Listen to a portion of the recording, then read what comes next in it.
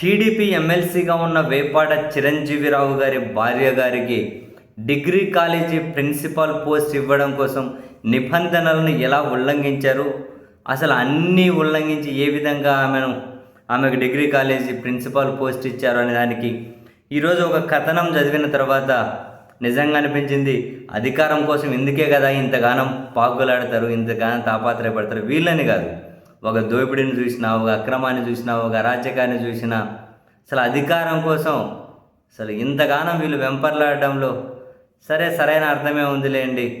ఎందుకంటే వాళ్ళు బాగుపడాలి కదా, దానికోసం ఏం చేసినా తప్పు లేదనుకుంటారు.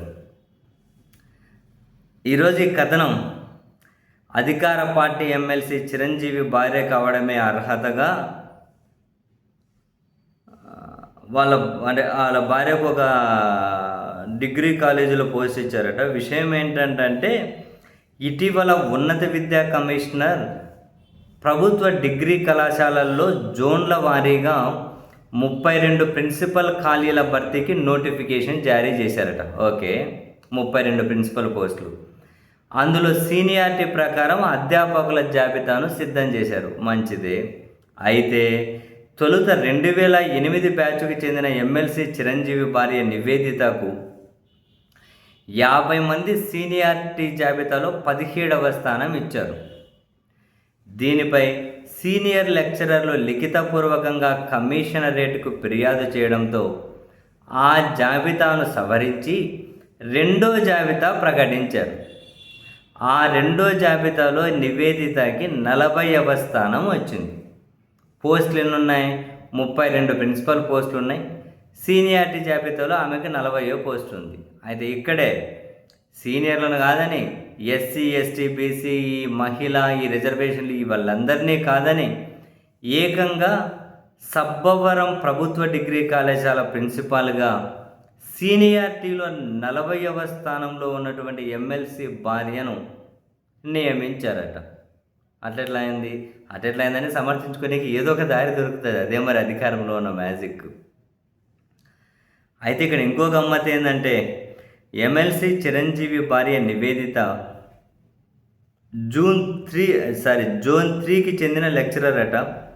2009లోనే జోన్ 1కు బదిలీ చేయించుకున్నారట. ఫలితంగా జోన్ 1లో సుట్టా నుంచి సర్వీసు ప్రారంభించారు. అంటే 2008లో జోన్ 1లో ప్రభుత్వ డిగ్రీ కళాశాలలో లెక్చరర్లుగా నియామకం పొందిన వారి సర్వీస్ కంటే నివేదిత సర్వీస్ జూనియర్. ఏడాదిన్నర కిందటి వరకు సబ్బవరం డిగ్రీ కళాశాలలో బోటనీ లెక్చరర్గా పనిచేసేవారు. అప్పుడే ఎమ్మెల్సీ చిరంజీవి తన రాజకీయ అధికార బలంతో పథకం ప్రకారం సబ్బవరం నుంచి విశాఖ ప్రభుత్వ డిగ్రీ కళాశాలకు ఒక జీవో ద్వారా బదిలీ చేయించుకున్నారట. ఇక్కడ ఇంట్రెస్టింగ్ ఏంటంటే 2000 మంది డిగ్రీ అధ్యాపకులు బదిలీల కోసం సంవత్సరాలుగా ఎదురు చూస్తూ ఉన్నారట. వాళ్ళకి ఎక్కడా బదిలీలు జరగలే, కానీ ఎమ్మెల్సీ గారి భార్య గారి కోసం ప్రత్యేక జీవో ఇచ్చి బదిలీ చేశారట. బదిలీ చేసి ఇప్పుడు మళ్ళీ 32 ప్రిన్సిపల్ పోస్టులు ఉంటే సీనియారిటీ జాబితాలో 40వ స్థానంలో ఉన్న ఆమెకు ఎస్సీ రిజర్వేషన్ లేదు, ఎస్టీ లేదు, మహిళ లేదు, బీసీ లేదు, ఇవన్నీ పక్కన పెట్టేసి 40వ స్థానంలో ఉన్న వాళ్ళకు పోస్టింగ్ ఇచ్చారని చెప్పి కథనం. అంటే ఎమ్మెల్సీ, అధికార పార్టీ ఎమ్మెల్సీల బంధువులకైతే ఎంతైనా చేస్తారా అని.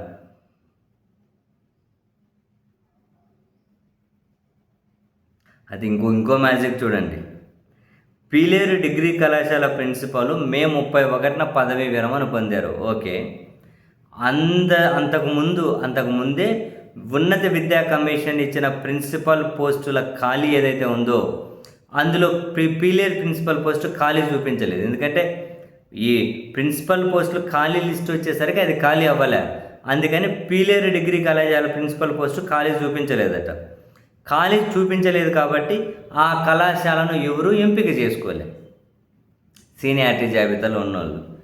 కానీ హఠాత్తుగా చిత్తూరు ప్రభుత్వ డిగ్రీ కళాశాలలో పనిచేస్తున్న కామర్స్ లెక్చరర్ టి వినీలాను పీలేరు ప్రిన్సిపాల్గా పోస్టింగ్ ఇచ్చేశారట. అది ఖాళీ చూపించలేదు కాబట్టి ఎవరు దానికి అప్లై చేసుకోలే. సో ఒక్కసారిగా ఈమె ఒకరిని తీసుకొచ్చి అక్కడ ప్రిన్సిపాల్ పోస్ట్లో కూర్చోబెట్టారట. ఇదంతా ఎవరి కోసం చేశారు, ఎవరు చేశారు?